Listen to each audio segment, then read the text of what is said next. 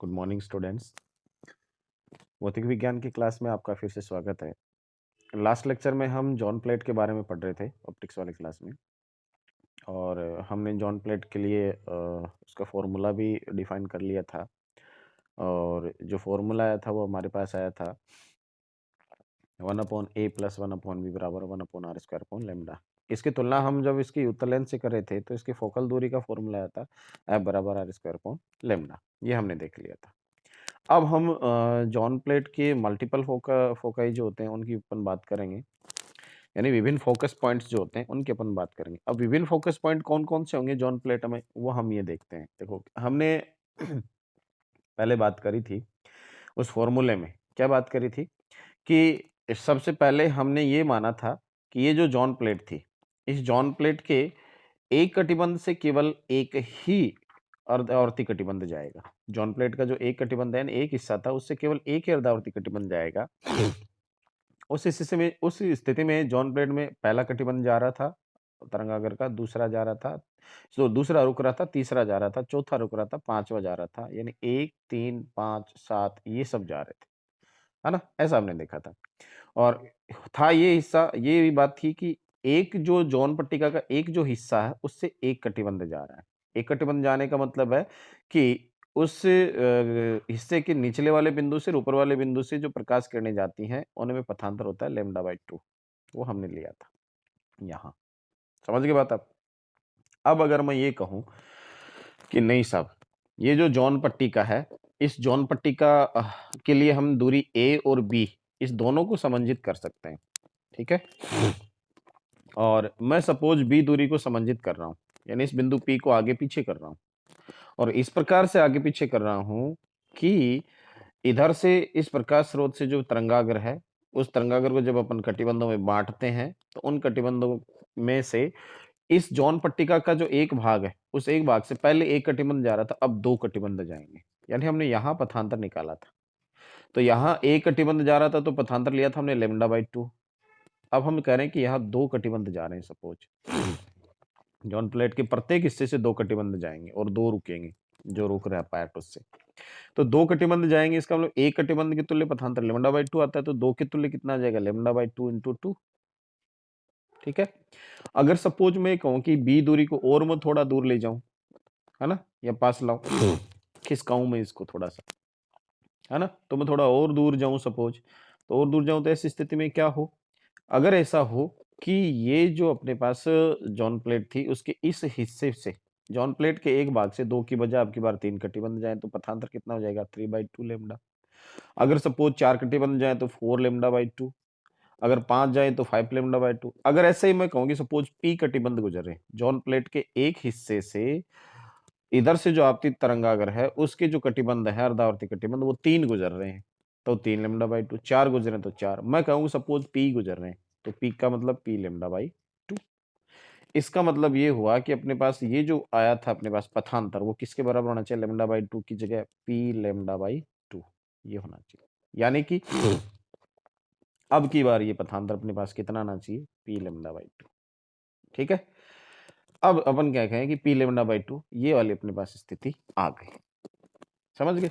अब इस फॉर्मूले से हम डिफाइन करेंगे कि मल्टीपल फोकल कौन कौन से पॉइंट मिल सकते हैं हमें, और उस स्थिति में हमारे पास ये संशोधित फॉर्मूला आएगा। वो क्या आएगा, सपोज P बराबर 2 ले रहे हैं अपन, यानी दो कटिबंध जा रहे हैं, दो कटिबंध जॉन प्लेट का जो हिस्सा था ये वाला, है ना, इधर से जा रहे थे, ये तो बंद था ना इधर से एनो कटिबंध, इसमें से दो जा रहे हैं इस हिस्से में से।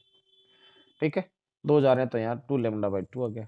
चलो दो जा रहे हैं, दो ही रुक रहे हैं, इसका मतलब ये हुआ कि प्रत्येक जॉन पट्टिका का जो प्रत्येक भाग है उसमें से दो कटिबंध गुजरेंगे। तो इसमें से पहले से शुरुआत करें तो पहला दूसरा गुजर जाएगा, तीसरा चौथा रुक जाएगा, पांचवा छठा गुजर जाएगा, सातवां आठवां रुक जाएगा। तो गया कौन कौन सा, पहला दूसरा गया, पहला दूसरा गया, तीसरा चौथा रुक गया, फिर पांचवा छठा गया, है ना, फिर सातवां आठवां रुक गया, फिर नौवां दसवां गया, नौवां दसवां गया। इसका मतलब पहला कटिबंध जा रहा है, इसका मतलब आयाम जो होगा इस पी पॉइंट पर E01 होगा, दूसरा जा रहा है तो E02 होगा, प्लस नहीं होगा या माइनस होगा, क्योंकि दोनों विपरीत क्रम के हैं। फिर चौथा नहीं, तीसरा नहीं जा रहा, चौथा नहीं जा रहा, पांचवा जा रहा है, पांचवा जा रहा है, इसका मतलब प्लस E05 जाएगा और छठा माइनस माइनस E06 जाएगा। समझ गए? यानी इस स्थिति में हमें जो मिलेंगे बिंदु P पर आयाम वो इस तरह से मिलेंगे। कौन कौन से? पहला जा रहा है, दूसरा जा रहा है, तो पहला कटिबंध E01, दूसरे कटिबंध के कारण आयाम E02, लेकिन दोनों विपरीत कला में, इसलिए माइनस साइन आ गया। प्लस पांचवा जा रहा है, छठा जा रहा है, ये आगे, इसी प्रकार से आगे वाले जाएंगे। अब हमने ये देखा था कि पहले कटिबंध से दूसरे पे जाते हैं, आयाम थोड़ा सा घटता है, ज्यादा नहीं घटता, थोड़ा सा घटता है। यानी लगभग E01 और E02 दोनों लगभग बराबर से होंगे, इसलिए परिणामी आयाम इनके कारण 0, और ये भी लगभग दोनों बराबर से होने के कारण परिणामी आयाम इनके कारण भी 0। समझ गए बात आप? इसलिए इस स्थिति में जो परिणामी आयाम होगा P बिंदु पर वो लगभग क्या मिलेगा? 0। तो हमने बी बिंदु को थोड़ा आगे खिसकाया था सपोज, और इतनी दूरी तक खिसकाया था कि दो कटिबंध जाने लगे थे जॉन पट्टिका के एक भाग से तरंगागर के दो अर्धावर्ती कटिबंध जा रहे हैं। तो पी बिंदु पर परिणामी आयाम कितना मिलेगा? 0। 0 मिलेगा, इसका मतलब कोई तीव्रता हमें प्राप्त नहीं होगी इस स्थिति में, तो एटलीस्ट, है ना? इसका मतलब उस बिंदु को हम जो प्रकाश स्रोत है उसका प्रतिबिंब नहीं मान सकते। ठीक है, अब अपन क्या करें, नेक्स्ट चले, आगे चले तो क्या होगा? आगे चले तो हम ये मानेंगे सपोज P बराबर 3 ले लें, इसका मतलब जॉन पट्टिका के प्रत्येक भाग से 3 अर्धावर्ती कटिबंध गुजरेंगे और 3 ही रुकेंगे अगले भाग से। यानी कहने का मतलब ये अपने पास जो जॉन पट्टिका है, ये जॉन पट्टिका का पहला जो खुला भाग है, ये पहला कटिबंध खुला है ना जॉन प्लेट का, तो इसमें से 1 2 3 तो जाएंगे, फिर ये जो भाग है इससे 4 5 6 रुकेंगे। ठीक है, अगला खुला भाग है उससे कितने जाएंगे? 7 8 9, ये जाएंगे। इसका मतलब जाने वाले कौन से? 1 2 3 7 8 9, इससे आगे इस प्रकार से। इसका मतलब क्या हुआ? P बराबर मैं 3 ले लेता हूँ, 3 लेते हैं, पहला जाएगा, दूसरा जाएगा, तीसरा जाएगा, फिर सातवां जाएगा, आठवां जाएगा, नौवां जाएगा। क्यों? चौथा, पांचवा और छठा रुक गया है जॉन प्लेट के दूसरे हिस्से से। इसलिए ये जो आयाम है हम देखते हैं कि एक E01 से E02 थोड़ा सा ही कम है और E03 से थोड़ा सा ज्यादा है, इसलिए आधा आधा बांटे अपन, तो लगभग E02 E01 E03 के एवरेज के तुल्य होगा। समझ गए बात अब? इसलिए हम क्या करते हैं, E02 इसका आधा आधा पार्ट बचा अपने पास और आधा पार्ट E02 से कैंसिल आउट हो गया। ऐसे ही E07 और E09 है, इन दोनों का एवरेज लेवल लगभग किसके बराबर आएगा? E08 के, तो आधा पार्ट तो कैंसिल बचा, क्या अब हमारे पास आधा आधा पार्ट बचा, E01 का आधा बचा, E03 का आधा बचा, फिर E07 का आधा बचा, E09 का आधा बचा, ऐसे आधे आधे पार्ट बचे। समझ गए? लेकिन ये भी सफिशियंट है, देखो ये 0 नहीं है, E01 E03 E07 E09 आगे पार्ट जुड़ते जा रहे हैं, है ना? तो ऐसी स्थिति में E0 हमें कम नहीं मिलता, ज्यादा ही मिलता। हालांकि पहले वाला जो मिल रहा था ना, जिसमें से एक प्लेट के एक भाग से एक ही कटिबंध जा रहा था, उसकी बजाय अब एक भाग से 3 कटिबंध जाते हैं, तो आयाम तो काफी मिलता है, लेकिन इससे पहले वाले से कम मिलता है ना? तो ऐसी स्थिति में हम क्या कहते हैं? ऐसी स्थिति में हम कहते हैं कि P बराबर 1 के सापेक्ष ये भाग आधा ही है। समझ गए? लगभग। और इस स्थिति में तीव्रता है वो चौथाई होगी पहले वाले की तुलना में, परंतु फिर भी ठीक है, इतना कम भी नहीं है। इसलिए हम इस बिंदु में, इस स्थिति में, इस बी दूरी पर जो बिंदु P है, इसको अपन दूसरा फोकस पॉइंट कह सकते हैं, है ना? तो इस स्थिति में हमारे पास फॉर्मूला क्या हो जाएगा? 1/a प्लस 1/b बराबर 3 लैम्डा अपॉन r स्क्वायर। यानी अब फोकस दूरी क्या हो जाएगी? इस बिंदु को भी अपन दूसरा फोकस पॉइंट माने तो दूरी क्या हो जाएगी? r square upon 3 lambda. ऐसे ही क्या होगा देखो, ऐसे ही एक स्थिति और आएगी, ऐसे ही क्या होगा अगर जॉन पट्टिका के एक भाग से 4 जाएं, है ना? अगर 4 कटिबंध P बराबर 4 ले लो, तो 4 जाएंगे तो पहले भाग से 1 2 3 4 जाएंगे, लगभग 0 आयाम। फिर 5 6 7 8 रुक जाएंगे, फिर 9 10 11 12 जाएंगे, ये भी लगभग 0 आयाम देंगे, तो इस स्थिति में फिर परिणाम 0। इसका मतलब मैंने एक चीज देखी कि P का मान अगर 2 4 6 8 ऐसे है, तो ऐसी स्थिति में जो बिंदु P है उस पर तीव्रता 0 मिलती है, लेकिन P का मान जब 1 3 5 7 ऐसे है, उस स्थिति में हमें क्या मिलती है? तीव्रता अधिक मिलती है। तो ये तो मुख्य फोकस बिंदु हो गया पहला, ये दूसरा जो सेकेंडरी फोकस बिंदु है वो, ये तीसरा फोकस बिंदु है, ये चौथा फोकस बिंदु है, इस प्रकार से जॉन पट्टिका पर ये जो कटिबंध गुजरते हैं, जॉन पट्टिका के एक भाग से कितने कटिबंध गुजरते हैं? विषम संख्या में अगर कटिबंध अपने पास गुजर रहे हैं, तो इस स्थिति में वहाँ जॉन पट्टिका पर अधिकतम प्रकाश हमें मिलता है, जिसको हम सामान्यतः फोकस पॉइंट कह सकते हैं। ऐसी स्थिति में हम क्या कहें कि अगर पहले वाली जो थी r² लैम्ब्डा, इसको अगर f मान लें, है ना? तो हमें अगली जो फोकस दूरी वो क्या मिलेगी? f/3, है ना? f/5, f/7 ये अपने पास फोकस दूरियां मिलेंगी। यानी परिणामी रूप से हम ये कह सकते हैं f बराबर r² कोई विषम संख्या इंटू लैम्ब्डा। विषम मान लो 1, 3, 5 यानी 2m-1। 2m-1 का मतलब m बराबर हम 1 रखेंगे तो 1 इंटू 2 -1 यानी 1 मिलेगा, तो r² अपॉन लैम्ब्डा पहले आ गई। m बराबर 2 रखेंगे तो कितना आ जाएगा? 2 दूनी 4 -1 3, तो r² अपॉन 3 लैम्ब्डा, ये f/3 आ गई, है ना? दूसरी फोकस दूरी आ गई। m बराबर 3 रखेंगे तो कितना आ जाएगा? 3 दूनी 6 -1 r² अपॉन 5 लैम्ब्डा। इस प्रकार से बहुत सारी फोकस दूरियां हमें प्राप्त होती हैं। तो इस प्रकार से अपन बी बिंदु को आगे जैसे जैसे खिसकाते जाएंगे, वहां हमें अन्य फोकस दूरियां, अन्य चमकीले बिंदु भी जॉन पट्टिका के लिए मिलते जाएंगे। इन बिंदुओं को हम क्या कहते हैं? द्वितीय फोकस बिंदु कहते हैं। और इनकी जो दूरियां होती हैं जॉन प्लेट से, उनको हम क्या कहते हैं? द्वितीय फोकस दूरियां कहते हैं। एक तरह से अन्य फोकस दूरियां कहते हैं, जो मल्टीपल फोकाई हैं, बहुल फोकल पॉइंट और बहुल फोकस दूरियां ये कहलाती हैं जॉन प्लेट के लिए। ठीक है। सबसे ज्यादा तीव्रता होती है मुख्य फोकस बिंदु की होती है, और उससे जैसे जैसे हम आगे बढ़ते जाते हैं, वो जो तीव्रता है वो कम होती जाती है। ठीक है। ये अपने पास फोकस पॉइंट थे और मल्टीपल फोकल पॉइंट थे, इस प्रकार से हम एक्सप्लेन कर सकते हैं। अब हम कह रहे हैं कि इस प्रकार से हमें जोन प्लेट है वो उत्तल लेंस के थोड़ी सिमिलर भी मिलती है। हाँ, सिमिलर तो है, बहुत सारे कारण हैं इसके सिमिलर होने के भी। और कुछ मायनों में जोन प्लेट जो है वो उत्तल लेंस से असमानता भी दर्शाती है। तो दोनों स्थितियां हम देखते हैं क्या रहती है। तो जॉन प्लेट और उत्तल लेंस में हम तुलना देखें तो क्या क्या है। सबसे पहले तो तुलनात्मक अध्ययन में हम समानता देख लेते हैं कि दोनों में क्या क्या समानता है। तो पहली समानता तो ये है कि दोनों ही अभिसारी लेंस की तरह काम करती है ना? तो उत्तल लेंस में अभिसारी लेंस की तरह काम करता है, और जिसको अपन अभिसारी कहते भी हैं, कन्वर्ज करता है कहने का मतलब, है ना? और ऐसे ही जॉन प्लेट भी क्या करती है? फोकस पॉइंट पर कन्वर्ज करती है प्रकाश किरणों को। पहले तो ये समानता। दूसरी कि जो लेंस अपने पास होता है उत्तल लेंस, उसकी भी फोकस दूरी तरंग दैर्ध्य पर निर्भर करती है, और जो जॉन प्लेट है उसकी भी फोकस दूरी क्या करती है? तरंग दैर्ध्य पर निर्भर करती है। इसलिए खास बात क्या होती है इनमें कि जॉन प्लेट के जो किनारे हैं उनसे भी वर्ण विक्षेपण होता है, और जो उत्तल लेंस है उसके किनारों से भी श्वेत प्रकाश का क्या होता है? वर्ण विक्षेपण होता है। तो दोनों ही वर्ण विक्षेपण की घटना को भी दिखाते हैं। ठीक है। अब अगली बात क्या है कि जॉन प्लेट है उसका जो सूत्र आता है वो देखो 1/a प्लस 1/u बराबर r² अपॉन लैम्डा, और उत्तल लेंस के लिए जो सूत्र 1/v प्लस 1/u बराबर 1/f, दोनों के लगभग समान सिमिलर मिलता है हमें फॉर्मूला। चौथा क्या है? दोनों प्रेक्षण बिंदु P पर वास्तविक प्रतिबिंब बनाते, रियल इमेज बनाते। समझ गए? ये तो थी दोनों में समानता। असमानता दोनों में क्या है वो देखो। असमानता अगर अपन दोनों में देखना चाहें तो उत्तल लेंस और जॉन पट्टिका में क्या क्या असमानता है वो देखो। पहली, उत्तल लेंस है उसमें केवल एक फोकल पॉइंट होता है। जॉन पट्टी के उसमें अनेक फोकल बिंदु होते हैं, जो भी हमने देखे थे, और वो फोकल पॉइंट क्या आया था? एफ एम बराबर r² upon 2m-1 into lambda आया था। एम का मान जैसे जैसे अपन 1 2 3 रखते जाते हैं, हमारे पास बहुल फोकल पॉइंट और बहुल फोकस दूरियां आती जाती हैं। ऐसे अपने पास उत्तल लेंस है, उत्तल लेंस के भी फोकल दूरी जो है 1/m बराबर μ-1, ये दोनों डिफरेंट है फॉर्मूले। समझ गए बात आप? और एक ही फोकस पॉइंट है, यहाँ अनेक है। ये एक पहले असमानता। दूसरी असमानता क्या है?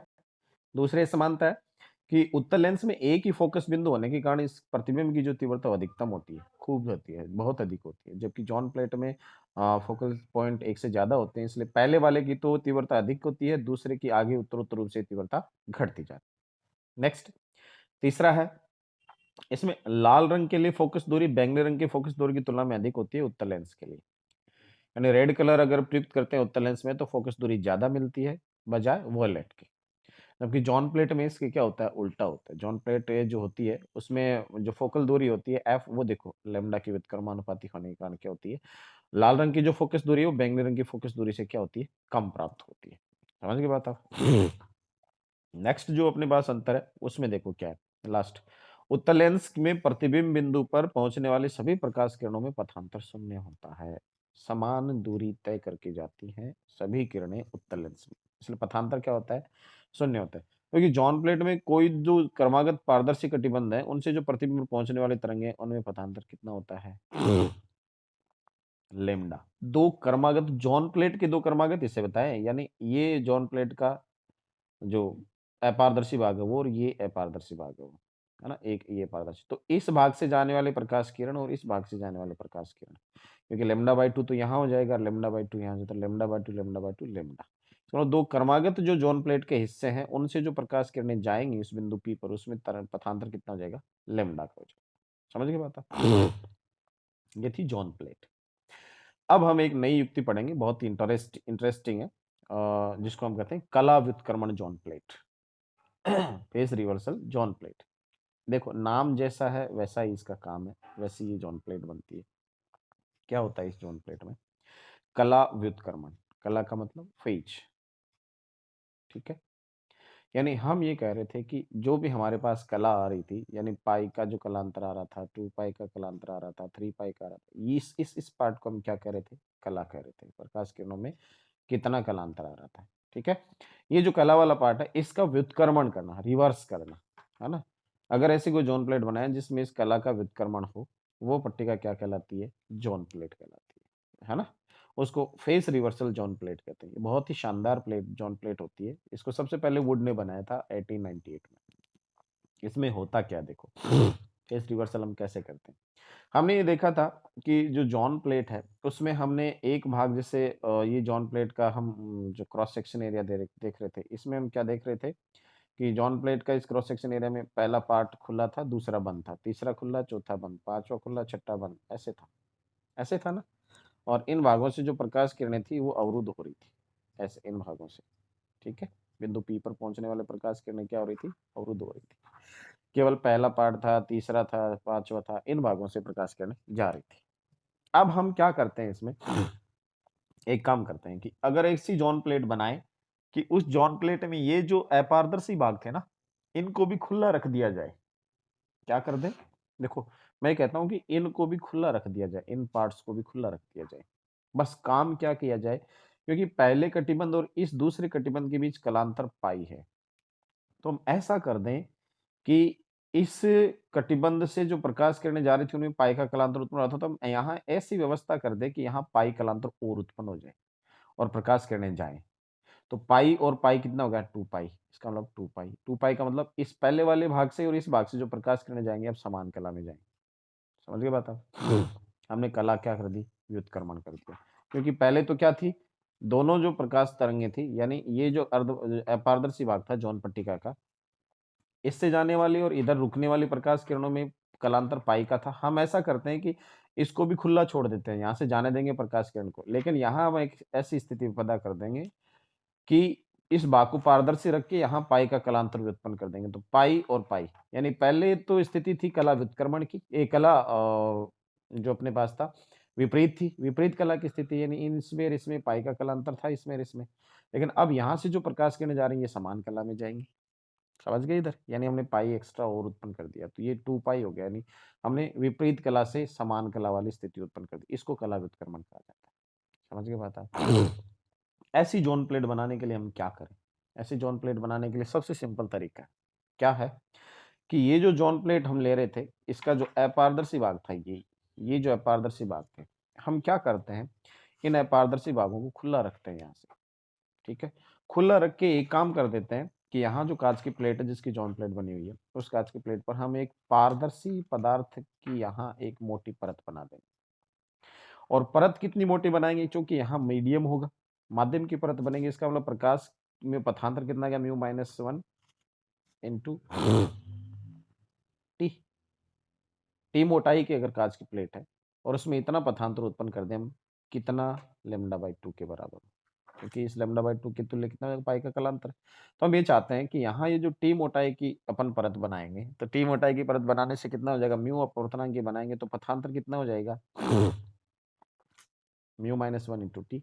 यानी कहने का मतलब ये हुआ कि जॉन प्लेट जो बनी हुई जॉन प्लेट है उसका ये अपारदर्शी भाग है, इससे अपारदर्शी भाग को मैं पारदर्शी करना चाहता हूँ। और यहाँ क्या करूँ मैं? ऐसे किसी पारदर्शी पदार्थ जिसका अपवर्तनांक म्यू है, उसकी टी मोटाई की परत बना दूंगा, ठीक है। और अगर मैं यहाँ पारदर्शी पदार्थ नहीं लगाऊँ तो उस वो दूरी कितनी होगी? T प्रकाश T दूरी चलेगा वायु में। अब हम कह रहे हैं कि इसके साथ हम एक इतनी T मोटाई की म्यू अपवर्तनांक की एक परत बना रहे हैं, इसलिए प्रकाश अब दूरी कितनी चलेगा? Mu T। पहले कितना चल रहा था? T। तो अब एक्स्ट्रा कितना चलना पड़ा प्रकाश को? इतना, यानी T इंटू म्यू माइनस 1। और ये किसके बराबर चलना पड़े? उसको लैम्ब्डा बाई 2 के बराबर चलना पड़े, है ना? तो इसका मतलब यहाँ से T का मान कितना आया? Lambda upon 2 mu minus 1। अगर मैं क्या करूँ, यहाँ एक जिलेटिन की पारदर्शी परत बना दूँ, है ना? और कितनी मोटाई की? इस T मोटाई की, lambda upon 2 into mu minus 1। तो क्या होगा? इधर से जो प्रकाश आएगा, इधर जाएगा तो यहाँ एक्स्ट्रा पथांतर उत्पन्न हो जाएगा लैम्ब्डा बाई 2, यानी कलांतर एक्स्ट्रा आ जाएगा पाई का। इधर से प्रकाश किरणें जो थी, तो पहला जो खुला भाग था उसमें और इसमें ऑलरेडी पाई का कलांतर था और अब एक पाई और हो गया, तो पाई पाई कितना होगा? 2 पाई हो गया। अब क्या होगा? अब ये होगा कि ये जो पारदर्शी भाग और ये जो खुला भाग था, तो खुले भाग से जो प्रकाश किरण जा रही थी और अपारदर्शी से जा रही थी, तो इधर दोनों समान कला में हो और बिंदु P पर दोनों के आयाम जुड़ेंगे सीधे-सीधे, इसलिए तीव्रता और ज्यादा हो जाएगी। इसलिए हम क्या कहते हैं, इसलिए कहते हैं कि जॉन पट्टिका के एकांतर कटिबंधों को अपारदर्शी बनाना इसलिए आवश्यक होता है कि इनसे प्राप्त विपरीत कला में होती हैं तरंगे। अब लेंस द्वारा सब किरणों को समान कला में फोकसित कर उच्च तीव्रता का प्रतिबिंब बनाती है। लेंस तो ऐसा ही करता है, लेकिन जॉन प्लेट ऐसा नहीं करती, है ना? अब अपन क्या करते हैं कि यदि किसी युक्ति द्वारा एकांतर अपारदर्शी कटिबंधों को पारदर्शी रखकर अतिरिक्त पथांतर लैम्ब्डा बाई 2 या पाई का कलांतर उत्पन्न कर दें, तो प्रतिबिंब पर लेंस की भांति सब तरंगे समान कला में पहुंचेंगी। जो लेंस में जैसे सभी समान कला में जाती है ना, वैसे जॉन प्लेट से भी उस पॉइंट पर पी पर समान कला में जाएंगे और तीव्रता लगभग 4 गुनी हो जाएगी। इसके लिए अपन क्या करते हैं, पारदर्शी जिलेटिन पदार्थ की टेन बराबर लेमडा अपॉन 2 म्यू माइनस 1 मोटाई की परत इन एकांतर कटिबंधों पर बना देते हैं, जिससे कलांतर एक्स्ट्रा कितना हो जाएगा? पाई का हो जाएगा। और ऐसी स्थिति में प्रकाश जो किरणें वहां पहुंचे वो समान कला में पहुंचेंगे। समझ गए? इस प्रकार से जो जॉन प्लेट बनती है उसको अपन कहते हैं कला व्युत्क्रमण जॉन पट्टिका। ऐसी स्थिति में होगा क्या, देखो। पी बिंदु पर पहला E01 भी जाएगा, E02 से भी जाएगा, E03 से भी जाएगा, E04 सारे आयाम वहां पहुंचेंगे। तो परिणामी आयाम ई नॉट कितना हो जाएगा? E01, E02, E03, E04 dot dot dot सारे जुड़ जाएंगे। सारे जुड़ेंगे तो जॉन प्लेट का जो आयाम हो पहले जो मिल रहा था आधा, उसका दुगुना हो जाएगा लगभग, और तीव्रता 4 गुनी हो जाएगी, है ना? यानी बहुत अधिक तीव्रता मिलेगी। ये जो जॉन प्लेट होगी वो एकदम से ही अपने पास क्या होगा? लेंस की भांति व्यवहार करेगी। अब इसको बनाते कैसे हैं? देखो, बहुत सिंपल सी प्रोसेस है। इसमें क्या करते हैं, इस जॉन प्लेट को बनाने में सबसे पहले क्या करते हैं कि रासायनिक पदार्थ जो अपने पास जेलेटिन है, उस प्रकार का पदार्थ अपन जेलेटिन लेते हैं और जो कांच की प्लेट लेते हैं, सबसे पहले एक कांच की प्लेट ली, ठीक है? इस पर जिलेटिन की परत चढ़ा देते हैं, ठीक है? समान मोटाई की। और कितनी मोटाई की? इतनी मोटाई की जो हमने पहले ले रखी, इतनी मोटाई की जिलेटिन की परत चढ़ा देते हैं। चढ़ा करके उसको फिर क्या करते हैं, उस लेप को, समान मोटाई की परत को लेप करके उसको सुखा लेते हैं थोड़ा सा। सुखाने के बाद क्या करते हैं, पोटेशियम डाइक्रोमेट का डाइल्यूट सॉल्यूशन लेते हैं। उस डाइल्यूट सॉल्यूशन में इसको थोड़ी देर भिगो लेते हैं, भिगो करके फिर अंधेरे में सुखाते हैं। अंधेरे में इसलिए सुखाते हैं कि ये फोटो सेंसिटिव हो जाता है सिस्टम इस बार। फिर अंधेरे में सुखा करके फिर क्या करते हैं, इस कांच की जो प्लेट ली है हमने, जिलेटिन की परत चढ़ी हुई, इस पर हम जॉन प्लेट रख देते हैं, ठीक है? और जॉन प्लेट रख करके ऊपर से प्रकाश आपतित कराते हैं। तो जॉन प्लेट के जो भाग खुले थे, उन भागों से होता हुआ प्रकाश जाएगा नीचे कांच की प्लेट पर, यानी जिलेटिन पर। तो वो जिस भाग पर प्रकाश पड़ा है वो भाग तो अगर हम उसको पानी में ले जाएंगे तो पानी में अघुलनशील हो जाता है। और जॉन प्लेट के जो अपारदर्शी भाग है, जिनसे प्रकाश जिलेटिन पर नहीं पड़ा, वो जो पार्ट है वो क्या हो जाता है? घुलनशील होता है पानी में। अब क्या करते हैं, हम जॉन प्लेट को ऊपर से उठा लेते हैं, नीचे जो कांच की प्लेट है ना जिस पर जिलेटिन चढ़ा हुआ, उसको हम पानी में डुबो देते हैं। थोड़ी देर में जिन पार्ट पर प्रकाश नहीं पड़ा था वो पार्ट घुल जाते हैं पानी में, और जिन पर प्रकाश पड़ा था वो एज इट इज बने रहते हैं, ठीक है? तो ऐसी स्थिति में क्या होता है कि जिलेटिन के क्रमागत कटिबंधों पर lambda by two mu minus 1 मोटाई की परत बन जाती है, पारदर्शी। और अब जब हम इसमें से प्रकाश आपतित कराते हैं तो सारे कटिबंध पारदर्शी होते हैं, बस जो विपरीत क्रम वाले कटिबंध थे जॉन प्लेट के, उनमें एक्स्ट्रा पाई का कलांतर उत्पन्न हो जाता है, जिससे पारगमित प्रकाश किरणें क्रमागत कटिबंधों से वो समान कला में हो जाती हैं और आगे बिंदु पी पर बहुत अधिक तीव्रता हमें प्राप्त होती है। ये अपने पास कला उत्पन्न जौन पट्टिका बन जाती है। ठीक है? धन्यवाद।